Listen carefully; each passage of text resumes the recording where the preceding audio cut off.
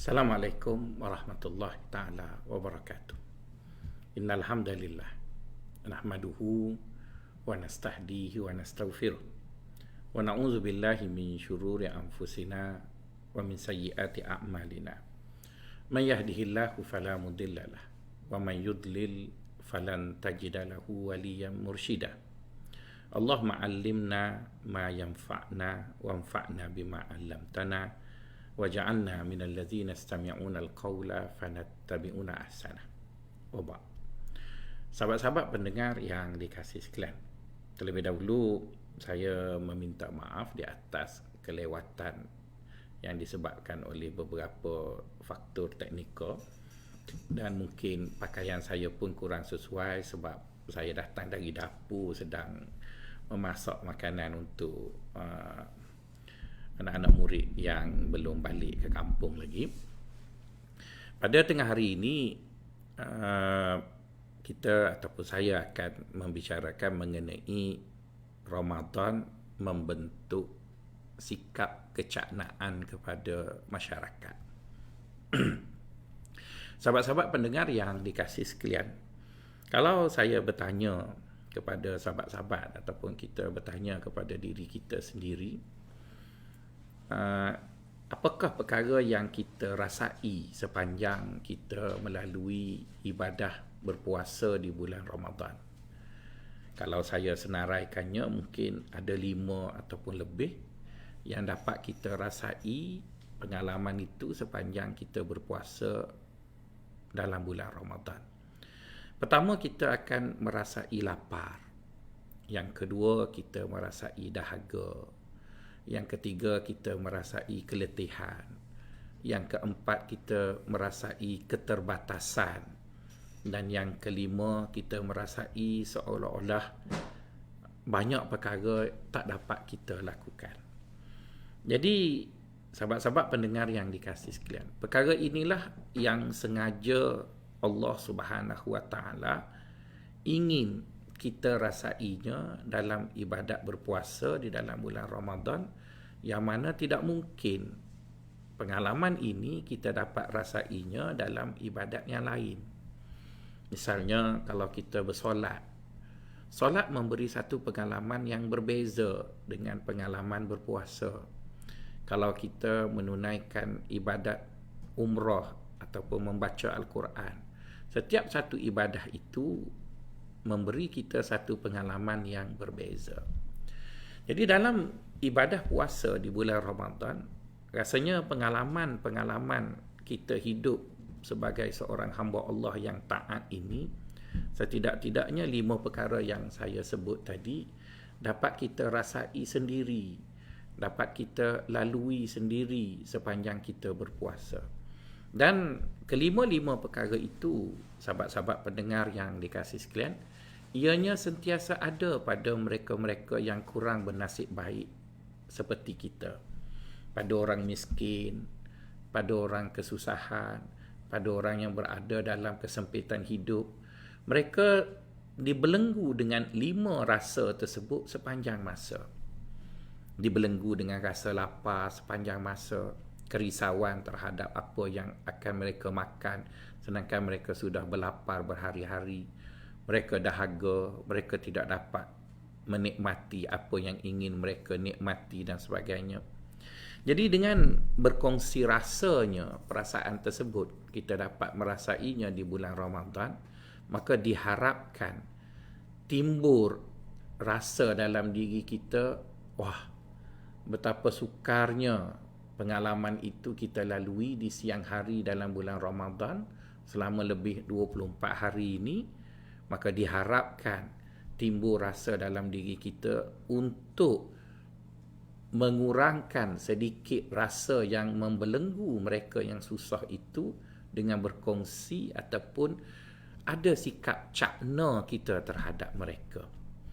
Kecaknaan ataupun kepedulian kita terhadap orang lain itu amat-amat disukai oleh Allah Subhanahu Wa Taala. Kata orang-orang tasawuf, di antara tujuan kita mempelajari ilmu tasawuf adalah untuk mencontohi sifat ataupun mencontohi perangai Allah. Dan Allah terlalu suka jika seorang hamba tadi mencontohi perangainya. Disebut dalam satu riwayat, ada seorang hamba itu bertanya kepada Allah, "Ya Allah, di manakah kamu? Aku mencari kamu di masjid, tidak ketemui. Aku mencari kamu di malam hari dalam ibadat, tidak ketemui." Lantas dijawab kepada lelaki yang bertanya, "Di mana kamu ya Allah?" Allah menjawab, "Kamu mencari aku di suatu tempat yang tidak aku sentiasa berada di situ."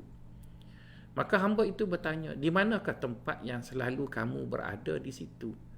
Maka kata Allah, "Kamu pergi carilah orang yang lapar. Maka di sana kamu akan dapati aku sentiasa memberi makan kepada mereka. Kamu carilah orang yang dahaga. Di sana kamu akan dapati aku sentiasa memberi minum kepada mereka. Carilah orang yang tidak berpakaian, kerana di sana aku sentiasa sibuk memberi pakaian kepada mereka." Hadis itu ataupun riwayat itu pastinya sahabat-sahabat pendengar adalah suatu kiasan yang tidak menggambarkan Allah itu seperti pekerja amal, tetapi ialah kiasan kepada kita bahawa Allah itu begitu cakna dengan hamba-hambanya. Allah itu begitu peduli dengan hamba-hambanya. Sedangkan Allah SWT, kalau dia tidak peduli dengan kita pun, itu tidak mengaibkan dirinya. Kerana dia sudah memberikan rezeki pada setiap orang. Kemudian dia mengatakan, "Nah, kamu ambillah rezeki tersebut dan uruslah kamu sendiri. Aku mahu relax." Seperti mana sering kita dengar di kalangan kita, bila mereka melalui ibadah di bulan Ramadan ini, mereka mengambil sikap, buat apa susah-susah tolong orang. Baik kita duduk diam-diam, baca Quran, berzikir sahaja sudah mencukupi. Jadi oleh kerana itu, saya merasakan sikap kita seperti itu, kita tidak meneladani apa yang ditunjukkan oleh baginda sallallahu alaihi wasallam. Di mana kita dapati bahawa baginda sallallahu alaihi wasallam di malam harinya kuat beribadat, tetapi di siang hari baginda sallallahu alaihi wasallam amat suka membantu mereka yang perlu kepada bantuan tadi, sehingga kadang-kala baginda sallallahu alaihi wasallam sanggup meninggalkan ibadah yang amat baginda sukai.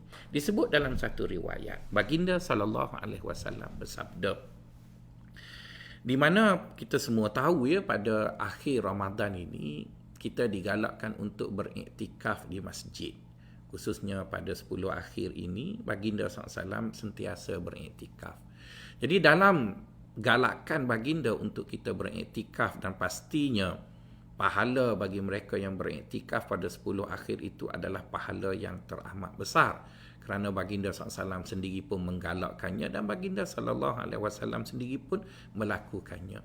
Tetapi jika baginda SAW bertemu dengan seseorang yang susah, yang orang susah itu mengadu kepada baginda bahawa dia memerlukan pertolongan, maka baginda SAW mempunyai satu sikap yang sanggup meninggalkan apa yang baginda suka dalam ibadat tadi untuk pergi keluar membantu orang yang susah tadi. Baginda SAW menyebut dalam satu hadis, "La an akhruja li aqdiya hajata akhi khairum min an a'takifa fi masjidi hadha." Kata baginda SAW, lebih kurang maksudnya, aku keluar daripada masjid dengan tujuan membantu mereka yang susah adalah lebih aku suka daripada aku beriktikaf di masjidku ini. Jadi itu menunjukkan kepada kita bahawa sebagai seorang Muslim, apabila kita mempunyai peluang untuk melakukan ibadat, maka peluang itu direbut dengan sebaik mungkin untuk melakukan ibadah kepada Allah, seperti beriktikaf, seperti membaca Al-Quran, seperti berzikir dan sebagainya. Namun kadang-kala di celah-celah kita beribadat itu, ada orang datang meminta pertolongan kita. Ada khabar sampai ke telinga kita menceritakan ada orang yang susah, dan kita merasakan kita ada peluang, kita ada kekuatan, kita ada kemampuan untuk membantu mereka. Maka saya berharap kepada sahabat-sahabat pendengar, janganlah mengambil sikap pekak badak ataupun langsung tidak mempedulikan mereka. Sebaliknya, cubalah membantu mereka mengikut apa yang kita mampu. Sahabat-sahabat pendengar yang dikasihi sekalian, puasa itu adalah salah satu tujuannya adalah untuk menimbulkan dalam diri kita rasa kecaknaan, rasa kepedulian kepada hamba Allah lain yang Allah SWT uji mereka dengan kesusahan, dan kita sebenarnya yang Allah beri sedikit kelebihan kesihatan, kelebihan tenaga, ada kelebihan harta dan sebagainya, maka itu sebenarnya diciptanya peluang oleh Allah kepada kita untuk kita merebut peluang tersebut, berganding bahu sesama kita untuk kita membantu mereka, dan akhirnya Allah SWT menjadikan sifat suka membantu, sifat cakna, sifat peduli itu menjadi asas kepada Allah SWT mengasihani kita. Disebut dalam satu hadis baginda sallallahu alaihi wasallam, disebut bahawa Allahu fi aunil abdi ma damal abdu fi auni akhi. Allah itu akan sentiasa menolong hamba-hambanya selagi mana hamba itu peduli dengan hamba-hambanya yang lain. Jadi seolah-olah Allah SWT berikan di depan kita ada orang yang susah, ada pelajar susah, ada tetangga susah, ada adik-beradik susah, ada mereka-mereka sahabat anda yang kita tahu mereka susah, maka kita bertanya pada diri kita, apakah perasaan kesian, perasaan ingin berkongsi itu wujud dalam diri aku? Dan bila perasaan itu wujud, maka kita jangan mengeluh dan memarahi orang yang susah dengan mengatakan, kenapalah kamu ini tak habis-habis menyusahkan aku? Sebenarnya kita perlu ingat, mungkin Allah SWT jadikan orang yang susah itu adalah peluang untuk kita berbakti, yang mungkin suatu hari nanti kesusahan itu pula akan menimpa kita, dan orang yang telah kita bantu itu pula akan membantu kita. Maka oleh kerana itulah Allah SWT sengaja jadikan hidup manusia ini lemah, dan di atas kelemahan itulah mereka saling menolong antara satu sama lain. Walaula daf'ullahin nasa ba'dahum bi ba'din lafasadatil ardh. Kata Allah, kalaulah setengah manusia itu tidak membantu setengah yang lain, maka hancurlah hidup ini. Dengan makna, perlu ada orang susah bagi orang yang berkelebihan untuk membantu mereka yang susah, dan perlu ada orang yang lebih ataupun orang yang kaya, orang yang ada kemampuan yang lebih untuk membantu orang yang susah. Jadi adanya kesusahan dan adanya kelebihan itu adalah suatu bentuk yang membentuk keseimbangan hidup. Maka janganlah kita mengeluh kerana umat Islam ramai yang susah. Janganlah kita mengeluh kerana orang Melayu ramai yang susah dan miskin, kerana Allah SWT berikan harta, berikan tenaga, berikan kedudukan, berikan apa yang lebih pada kita itu, antara sebabnya adalah untuk kita membantu mereka. Sahabat-sahabat pendengar yang dikasihi sekalian, kadang-kadang ada orang berkata, Ustaz, saya ni tak ada duit, maka apalah yang dapat saya bantu. Saya pula pencen sahaja, kalau dulu adalah duit lebih. Sekarang bila dah pencen, maka tak tahu nak bantu apa, yang ada pun tidaklah berapa banyak. Sahabat-sahabat pendengar yang dikasihi sekalian, jika sahabat-sahabat merasakan bahawa duit adalah satu-satunya cara untuk kita membantu orang, maka pada hemat saya ianya suatu salah faham yang teramat besar. Suatu salah faham yang teramat besar. Kalau boleh saya cadangkan kepada sahabat-sahabat pendengar, bacalah satu buku yang pernah ditulis oleh seorang ulama besar, iaitu Imam Al-Mawardi rahimahullah. Ada menulis satu buku dengan bukunya berjudul Adabud Dunya Waddin, tata susila hidup di dunia dan tata susila hidup beragama. Dalam karya beliau itu, beliau memperincikan tentang bagaimanakah kita mempraktiskan sikap kepedulian kita kepada orang lain. Dan Al-Mawardi ada menyatakan bahawa orang yang peduli dengan lingkungan itu adalah orang yang amat-amat disukai oleh Allah, amat hampir dengan syurga, dan amat disukai oleh manusia. Al-Mawardi ada membawa satu hadis di mana baginda sallallahu alaihi wasallam bersabda, as-sakhiyu qaribum minallah wa qaribum minal jannah wa qaribum minan nas wa ba'idun anin nar. Al-bakhilu ba'idun anin nas, ba'idun anillah, wa ba'idun anil jannah, wa qaribun minan nar. Lebih kurang maksudnya, seorang yang bermurah hati, seorang yang peduli, seorang yang cakna dengan lingkungan itu adalah orang yang dekat dengan Allah, adalah orang yang dekat dengan syurga, adalah orang yang dekat di hati manusia dan jauh daripada neraka Allah.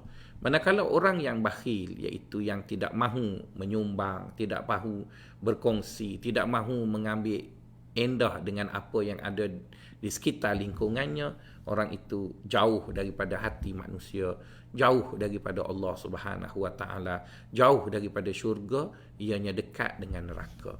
Maka oleh kerana itulah Al-Mawardi mengatakan lagi, seorang yang bijaksana, mereka akan menggunakan, seseorang yang bijaksana itu akan menggunakan apa sahaja yang mereka ada demi untuk hidup yang lebih abadi. Kalau kita ada harta, gunalah harta kita untuk mendapat kehidupan yang baik di suatu hari nanti.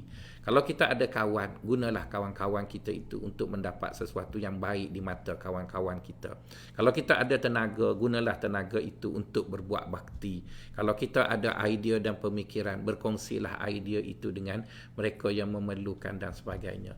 Maka oleh kerana itulah, perkataan cakna itu tidak seharusnya membawa erti kita menyumbang harta kita sahaja kepada orang. Saya lebih suka menggunakan perkataan cakna itu dapat dijelmakan dalam 3 bentuk. Pertama ialah kita memberi apa yang kita ada kepada orang, dan apa yang kita ada itu hilang dari kita. Itu yang pertama yang kita sebutnya memberi. Yang kedua ialah kita berkongsi, iaitu kita memberi sesuatu yang ada pada kita kepada orang lain, tetapi apa yang ada pada kita itu tidak hilang dari kita, iaitu kita berkongsi manfaat yang ada itu dengan orang lain, di mana kita juga dapat menggunakan perkara tersebut dan dapat manfaatnya, orang lain juga dapat manfaatnya. Dan yang ketiga ialah kita menggunakan apa saja yang ada pada kita untuk membantu orang lain. Kadang-kadang kita membantu orang lain dengan recommendation ataupun suatu perakuan kita terhadap seseorang. Kadang-kadang kita menggunakan hubungan kita dengan seseorang untuk membantu seseorang.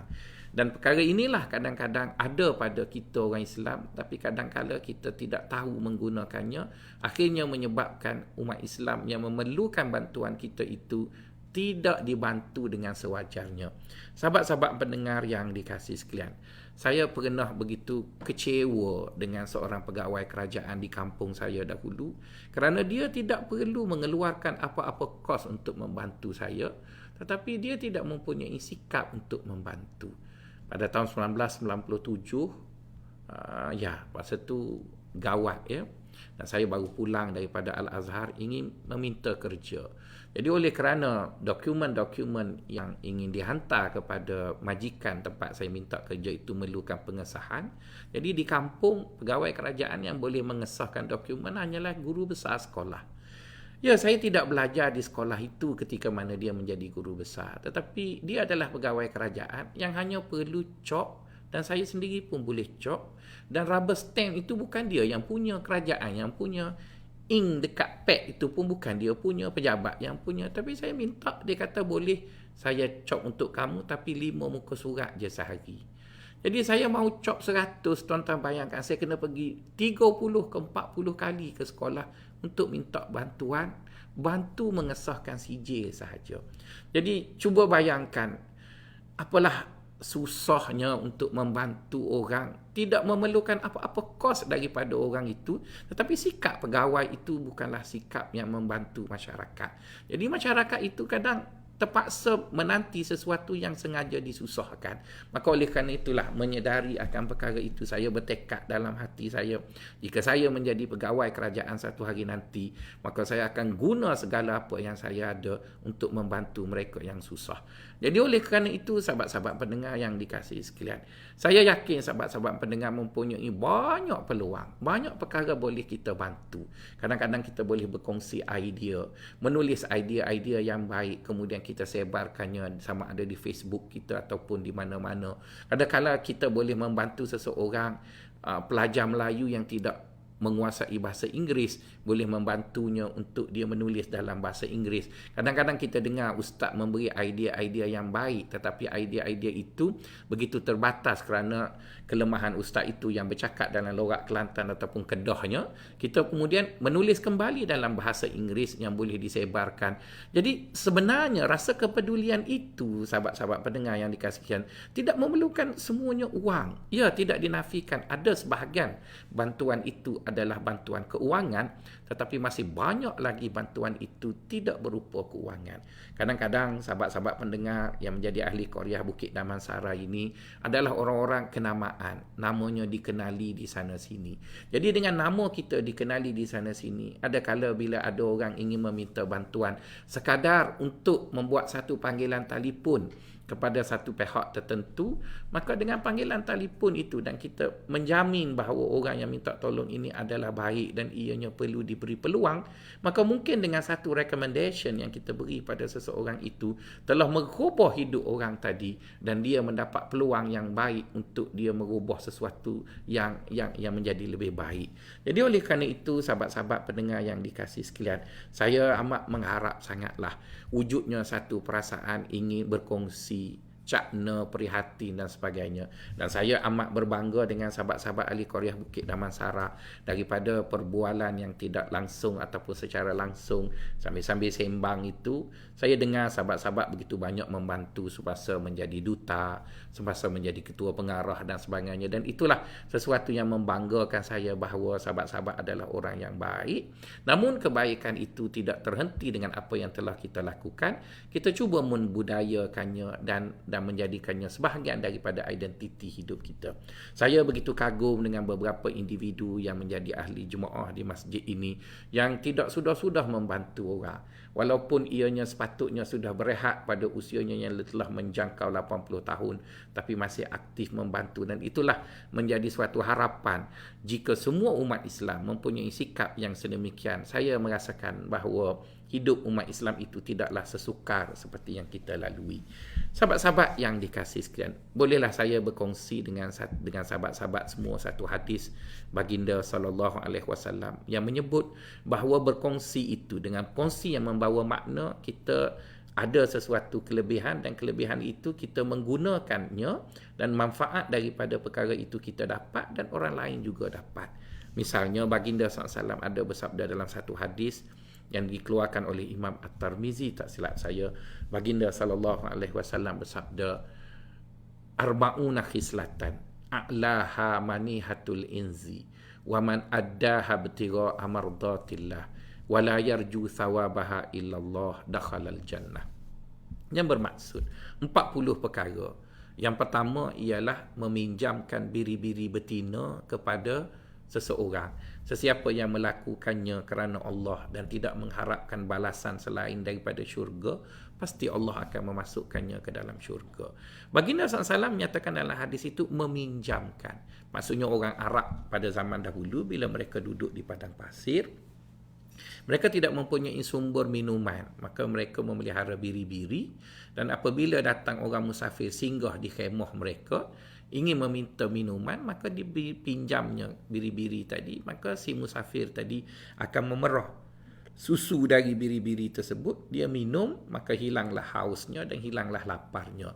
Nanti petang besok kambing itu tetap mengeluarkan susu lagi. Jadi tuan punya kambing masih dapat manfaat, musafir yang singgah di khemahnya juga dapat manfaat. Maka oleh kerana itulah saya berharap dengan Ramadan yang kita lalui ini wujud satu sifat, satu sikap dalam diri kita bahawa kita peduli. Jika kita lihat ada orang melakukan sesuatu dan apa yang dilakukan itu terlalu amatur dengan kos yang besar tetapi hasilnya sedikit, maka berkongsilah pengalaman untuk memberi nasihat kepadanya agar kos pembuatan ataupun sesuatu yang dia buat itu menjadi lebih efektif ataupun lebih berkesan lagi. Ataupun kita melihat seseorang melakukan sesuatu pada bentuk yang tidak betul dan kita mempunyai pengalaman untuk membantunya. Apa salahnya kita bantu dalam makna yang sedemikian. Begitu juga kalau kita mempunyai akses dengan orang-orang yang ataupun pihak yang berkuasa dan kita dapati dengan sedikit kuasa yang ada pada pihak tertentu dapat menyelesaikan masalah yang dihadapi oleh umat Islam. Maka perkara-perkara sedemikianlah yang saya rasa bagi jemaah Bukit Damansara boleh mereka lakukan. Tak perlulah mereka turun untuk mencontohi Saidina Umar membawa gandum, pikul di bahu pergi cari rumah orang miskin. Saya rasa perkara itu tak perlu dilakukan oleh jemaah Bukit Damansara. Biarlah saya yang memikulnya. Dan saya sekali lagi berterima kasih kepada jemaah Bukit Damansara dan masjid sudah hampir 3 tahun membantu pelajar-pelajar yang susah di Akademi Pengajian Islam, dan saya begitu terinspirasi, merasa begitu teruja apabila berkawan dengan sahabat-sahabat semua yang menyokong usaha ini walaupun ianya kadang-kala penat, tapi kepenatan itu saya rasa begitu bangga kerana dapat berkongsi. Saya tidak ada duit tapi adalah kawan-kawan seperti tuan-tuan, bolehlah saya panjangkan hasrat mereka dan tuan-tuan panjangkan bantuan. Akhirnya kebaikan itu menyebar dan seterusnya kita semua mendapat manfaat. Saya mendoakan sahabat-sahabat jemaah Masjid Bukit Damansara kan sentiasa diberi keberkatan, diberi panjang umur, dan Allah SWT meneruskan persahabatan kita ini untuk sama-sama melakukan kebaikan. Wa ta'awanu 'alal birri wat taqwa wa la ta'awanu 'alal itsmi wal udwan. Sama-samalah kita bergandengan untuk melakukan kebaikan dan ketakwaan. Jangan kita bergandengan untuk melakukan suatu dosa dan kemaksiatan. Assalamualaikum warahmatullahi wabarakatuh.